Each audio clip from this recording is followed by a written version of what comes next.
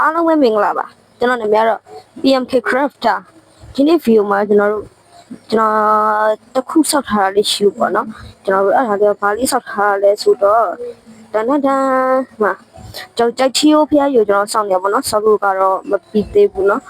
ကျွန်တော်ဒီအောင်ဆောက်ပြီးသွားလို့ရှိရင် export ဘိုင်းထုတ်မှလားလို့မေးနေကြတဲ့လူတွေအတွက် export ဘိုင်းထုတ်မထုတ်ပါဘူးကျွန်တော် export ဘိုင်းလုံးဝမထုတ်ပါဘူးခင်ဗျာတော့ဘာဖြစ်လို့လဲဆိုတော့ဒီကျွန်တော်အခုဆောလက်ရှိဆောနေတဲ့ version က export file ထုတ်လို့မရတဲ့အတွက်ကြောင့်မလို့အဲဒါကြောင့်မလို့တီးခံပေးပါတော့ဒီ Minecraft version ရ export file ထုတ်လို့မရတဲ့အတွက်ကြောင့်မလို့မဆောရလို့စင်မကောင်းဖြစ်ပါနဲ့ကျွန်တော်နောက်ပိုင်းကြလို့ရှိရင်ကျွန်တော်တို့နောက်ထပ်ဟာတွေထပ်ဆောက်ပြီးတော့ကျွန်တော်တို့ export file ထုတ်သွားပေးဦးမှာပါကျွန်တော်1 minute နေကြတယ်တော့မဆောရလို့ကျွန်တော်တို့တွေနောက်ကြားလို့ရှိရင်တော့ export file ထုတ်လို့ရတဲ့ Minecraft version ကိုထောင်းပြီးတော့ကျွန်တော်တို့ပေါ့နော် Minecraft version ကိုထောင်းပြီးတော့အဲ့လိုမျိုးကျွန်တော်စောက်သွားပေးမှာပေါ့နော် Okay ကျွန်တော်စောက်လို့ကတော့မပြီးသေးဘူးဟာနဲ့တူလို့ရှိရင်ကျွန်တော်ရဲ့ comment လေးမှာအနေ hi သွားပေးပါနော်ကျွန်တော်တူလို့ရှိရင်တော့ yes ကိုပေးသွားပေးပါမတူတဲ့လူတွေအတွက်ကြတော့ဘယ်လိုလုပ်ကောင်းလဲမသိတော့ဘူးညာအနေမတူရင်တော့ကြက်တူလို့သာဖြစ်ခဲ့ဟုတ်လားကျွန်တော်ဆောက်လို့ကတော့မပြီးသေးဘူးเนาะဒါကနည်းပဲရှိသေးတယ်လေ့ကျင့်နေတာပဲရှိသေးတယ်ကျွန်တော်ဒီဟာကိုကျွန်တော်တယောက်နဲ့ဆောက်ထားတာဆိုတော့မဟုတ်ပါဘူးကျွန်တော်ညီ AMM Crafter လို့ခေါ်တဲ့ကနမဒီအခုကျွန်တော်ဒီပုံမှာပြထားတဲ့ကနမတောင်းကြီးအကောင်ကကျွန်တော်ရဲ့ညီလေးကစောက်ပေးထားတာပဲဖြစ်ပါတယ်ခင်ဗျာသူလည်းကျွန်တော်တို့နဲ့အတူဝင်ရောက်ပြီးတော့ကူညီပေးပါတယ်ကျွန်တော်တို့ဒီဟာကြီးစောက်ဖို့အတွက်ပေါ့နော်ကျွန်တော်ဒီကြိုက်ချီယိုဖျားကြီးစောက်ဖို့အတွက်သူကလည်းဆရအကိုကူညီပေးပါတယ်နောက်ပြီးတော့လည်းသူ့ရဲ့အကောင့်ဖြစ်တဲ့ကနမတောင်းကြီးဆိုတဲ့အကောင့်ကျွန်တော်အကောင့်နာမည်ကြားရုံနဲ့နည်းနည်းပြီးတော့ရည်ကျင်စရာကြီးလို့ပဲထင်လိုက်သူကလည်းပထမတော့ mobile legend player ဖြစ်ခဲ့ပြီးမြဲနောက်ပိုင်းမှာတော့သူလည်း Minecraft ကိုပြောင်းဆော်ရနေတော့ကြိုက်သွားပါတော့ Minecraft Okay သူလည်းပထမတော့ mobile legend ကိုအသေးခံဆော်တဲ့ကောင်လေးပေါ့နောက်ပိုင်းကျမှသူလည်း Minecraft ကိုပြောင်းဆော်ခဲ့တာပဲဖြစ်ပါတယ်နောက်ပိုင်းကျမှကျွန်တော်ပထမတော့အိုက်တိုင်းလေကျွန်တော် mobile legend ဆော်တာမဟုတ်ကျွန်တော်ဘာဂိမ်းကြီးဆော်လဲဆိုတော့ကျွန်တော်ကလေးကလာဂိမ်းကြီးရှော့ဆော်ကျွန်တော်ကလေးကလာဂိမ်းကြီးရှော့ဆော်နောက်ပိုင်းကျတော့ဒီ Minecraft က2016ခုနှစ်လောက်မှာနာမည်စကြီးလာတဲ့အတွက်ကြောင့်မလို့ကျွန်တော်ကအဲ့ဒီ Minecraft ကို2016ခုနှစ်လောက်တည်းကကျွန်တော်စဆော့ဖြစ်တာပေါ့နော်2016ခုနှစ်မှာဒီ Minecraft ဒီစိတ်ကြလဲရှင်းလားဒီ Minecraft ကိုကျွန်တော်စဆော့ခဲ့တာပဲဖြစ်ပါတယ်2016ခုနှစ်မှာကျွန်တော်စတင်ဆော့ကစားခဲ့ပါတယ်ကျွန်တော်2016ခုနှစ်မှာစတင်ပြီးတော့ဆော့ခဲ့ပါတယ်တချို့ကလည်းတော့ထင်ကြလိမ့်မယ်ဒါကြီးကွာသူဆောက်ထားလည်းမဟုတ်ပါဘူးဆိုပြီးထင်ကြလိမ့်မယ်ဒါတို့ကျွန်တော်တို့ရဲ့အင်အားနဲ့ကျွန်တော်ဆောက်ထားပါတော့ဒါကျွန်တော်တို့အပေမှန်ကျွန်တော်တို့ဒါကဘယ်နည်းရှိသွားရဲဆိုတော့ဒီနေ့မှစဆောက်တာပါ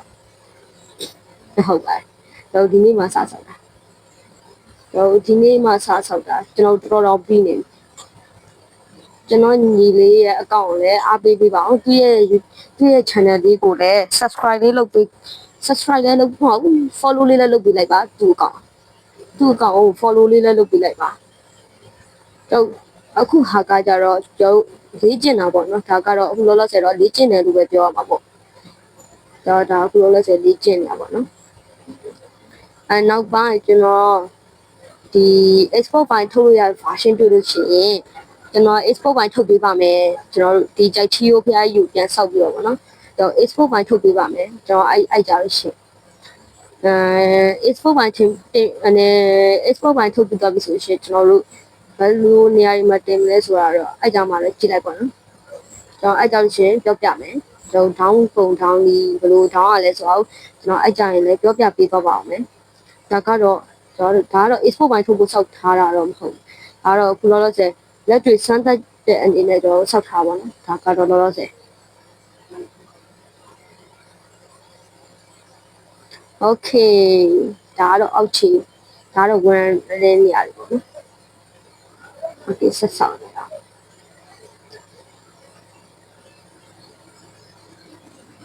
တို့ကကျွန်တော်ပြောကြလိမ့်မယ်အချို့ကပြောကြလိမ့်မယ်လို့ကျွန်တော်ထင်တယ်ပြောမဲ့လူလည်းမရှိမယ်လို့လည်းမထင်ဘူးပေါ့နော်ကျွန်တော်လာဒီလိုမျိုးတွေလာမှတ်မှာဆိုလို့ပေါ့နော်ကျွန်တော်အဲ့လိုပုံစံကြီးလာမှတ်မှာဆိုလို့အဲ့ဒါတော့ကျွန်တော်နည်းနည်းလေးထိနေဒါနဲ့ထိနေစရာတော့အကြောင်းမရှိပါဘူးဗျာကျွန်တော်ရဲ့အင်အားနဲ့ကျွန်တော်တို့ဆောက်ထားတဲ့အတွက်ကြောင့်မို့လို့ကြောက်စရာမလိုပါဘူးโอเคကျွန်တော်ဒီအပေါ်ပြီးသွားပြီဆိုလို့ရှိရင်ကျွန်တော်အဝိုင်းလေးမှာ click လေးလုပ်အောင်မယ်အဝိုင်းလေး click ကိုလည်းမလုပ်သေးဘူးကျွန်တော်အပေါ်မှာဒီဇိုင်းလေးတွေဆောက်လိုက်မယ်โอเคကျွန်တော်တို့ဖျားလေးတဲ့တဲနဲ့ကျွန်တော် horror story လေးကျွန်တော်လည်းပြချင်တယ်ပေါ့နော်ပရိသတ်ကြီးတို့ပြင်းနေမှာဆိုလို့ဒါနဲ့စတိတွေဒီဟောက်ပြပေးမှာတော့စတိတွေမှာကြောက်စရာကောင်းသလိုတရားစရာကောင်းတဲ့စတိကိုကျွန်တော်ပြပေးသွားမှာပဲသူကတော့ mimic state လို့ခေါ်ပါတယ်ခင်ဗျာ mimic state ရဲ့ဖြစ်ပေါ်လာပုံကတော့စတိကသူ့ဘာသာသူမိုင်းတွင်းနဲ့မှာပေါ့နော်မိုင်းတူးနေတဲ့ skin walker လို့ခေါ်တဲ့တက်တဝါကြီးကသူ့ဝင်ပူးသွားတယ်လို့လည်းပြောကြပါတယ်ခင်ဗျာနောက်ပြီးတော့အဲ့ skin walker ဝင်ပူးခံရတဲ့ကောင်ကြီးอ่ะပေါ့နော်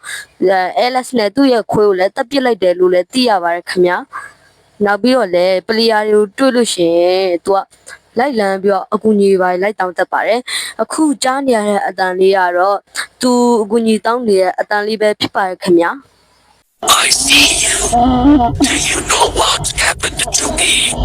This thing inside me, it's controlling me. I can't help myself. I am in pain. ကဲဘရိုအခုကြားတဲ့အတန်ကဒါ mimic state ရဲ့အကူကြီးတောင်းနေတဲ့အတန်ပဲဖြစ်ပါတယ်ခင်ဗျာကျွန်တော် mimic state အကြောင်းကိုလည်းတိတိတလောက်သိပြီးပြီလို့လည်းကျွန်တော်ထင်ပါတယ်ခင်ဗျာโอเคကျွန်တော်ဒီနေ့ဗီဒီယိုလေးကတော့ဒီလောက်ပါပဲနောက်ကျရှင် horror story လေးလည်းတင်ပေးပါမယ်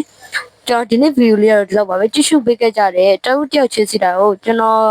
ကိုယ်တိုင်ကနေပြီးတော့ကျေးဇူးထူးပဲတင်ရှိပါခင်ဗျာနောက်ဗီဒီယိုကြရင်လည်းကျွန်တော်ပြန်တွေ့ကြမယ်ခင်ဗျာအားလုံးပဲတတ